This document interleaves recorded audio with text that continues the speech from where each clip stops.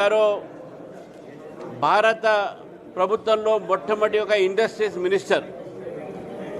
ఆ రోజు జాతీయ ప్రభుత్వం నేషనల్ గవర్నమెంట్ ఉండే కాబట్టి ఆ ఇంటరిమ్ గవర్నమెంట్లో ఇండస్ట్రీ మినిస్టర్గా ఉంటూ మరి అతి తక్కువ వయసులోనే 32 వయసులోనే వారు కలకత్తా విశ్వవిద్యాలయానికి వైస్ ఛాన్సలర్ కూడా అయ్యారు. ఒక మేధావి, ఒక విద్యావేత్త, ఒక రాజకీయవేత్త, ఇండస్ట్రీస్ మినిస్టర్గా మొట్టమొదటి యొక్క భారతదేశ పారిశ్రామిక విధానాన్ని వారు ప్రవేశపెట్టినటువంటి వ్యక్తి.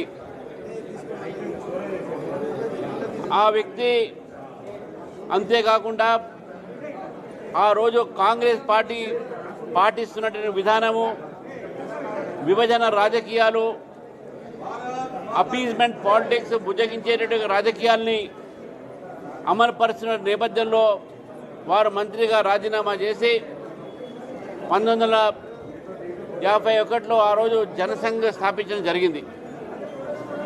మరి జనసంఘ్ స్థాపించిన తర్వాత కాశ్మీర్ విషయంలో కాశ్మీర్ పూర్తిగా భారతదేశం భూభాగం కావాలి, బెంగాల్ని కూడా బంగ్లాదేశ్ పాకిస్తాన్కి ఆ రోజు పాకిస్తాన్కి ఒప్పజెప్పేటటువంటి ప్రయత్నం చేస్తున్నటువంటి దాంట్లో హిందూ బహుబాల్యం ఉన్నటువంటి ఒక వెస్ట్ బెంగాల్ ఒక సంబంధించినటువంటి ఒక భూభాగాన్ని కూడా ఈరోజు భారతదేశంలో మిగిలిందంటే అది డాక్టర్ శ్యామాప్రసాద్ ముఖర్జీ గారి యొక్క ప్రయత్నం.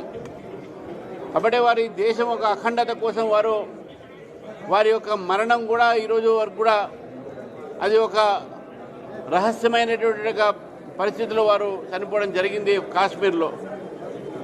వారికి భారతీయ జనతా పార్టీ తరఫు నుంచి మేము నివాళులు అర్పిస్తూ ఈ 105వ సంవత్సరం వారికి జయంతి సందర్భంగా మరి ఈరోజు మనం చూస్తూ ఉన్నాం, రాష్ట్రంలో ఒకవైపు కాంగ్రెస్ పార్టీ, ఇంకోవైపు బీఆర్ఎస్ పార్టీ, ఈ రెండు కూడా నాటకాలు చేస్తూ ఉన్నారు.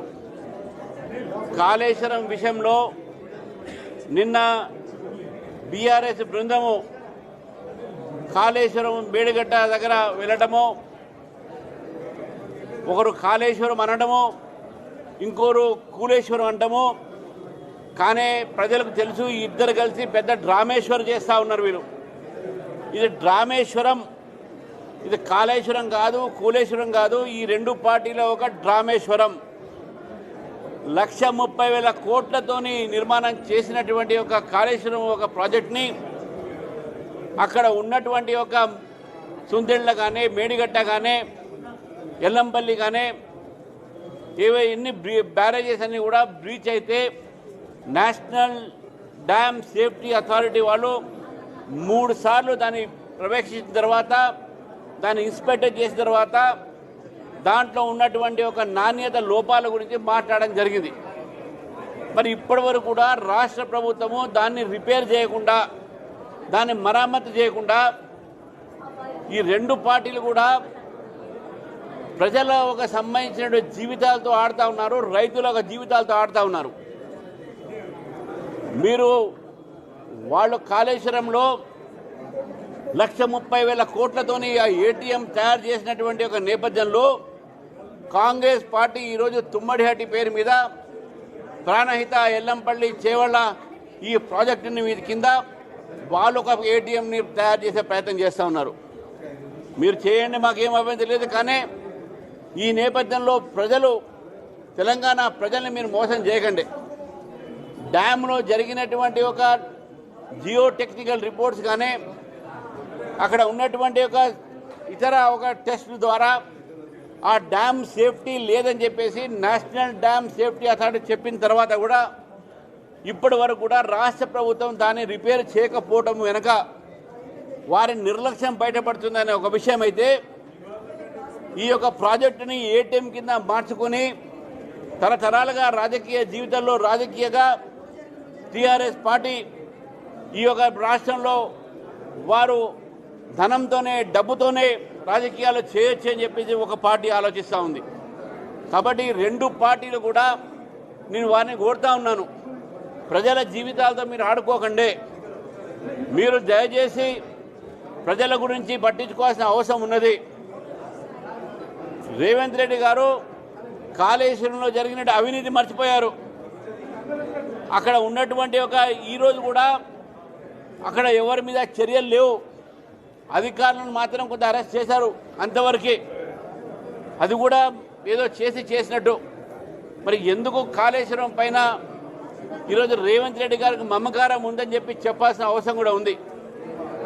అంతేకాకుండా ఒకవైపు కాళేశ్వరం ఈ విధంగా ఇద్దరు డ్రామాలు చేస్తూ ఉంటే, హైదరాబాద్ నగరంలో హైడ్రా పేరు మీద పేదవాళ్ల ఇల్లు కూలుస్తున్నటువంటి ఒక నేపథ్యంలో ఫాతిమా ఎడ్యుకేషనల్ సొసైటీ ఏదో ఎంఐఎం సంబంధించిన సంస్థ హైకోర్టు చెప్పిన స్పష్టంగా అవి ఉల్లంఘించినటువంటి ఒక స్పష్టంగా మనకు కనబడుతున్నప్పుడు కూడా ఈరోజు ఆ ఇల్లు ఆ ఒక స్కూల్ని ఎందుకు కూల్చివేయట్లేదు?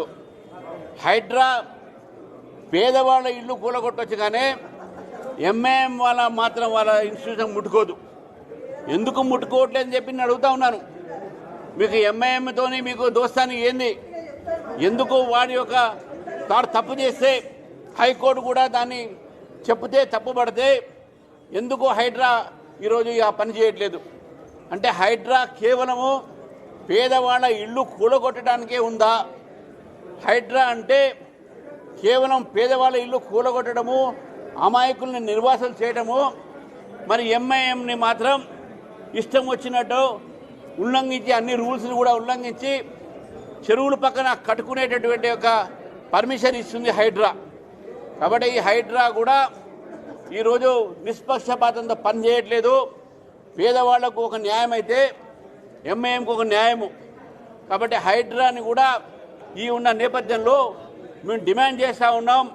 ఎంఐఎం సంబంధించినటువంటి ఏవైతే ఇన్స్టిట్యూషన్స్ ఉన్నాయో హైకోర్టు చెప్పిన తర్వాత కూడా మీరే చెప్తా ఉన్నారు, హైడ్రా కూడా చెప్తా ఉంది ఇది ఎంక్రోచ్మెంట్ అయింది దీంట్లో ఎఫ్టీఎల్లో. మరి ఎందుకు కూలగొట్టేది అని చెప్పేసి కూడా ఈరోజు భారతీయ జనతా పార్టీ ఈ ప్రభుత్వాన్ని, హైడ్రాని, ఎంఐఎంని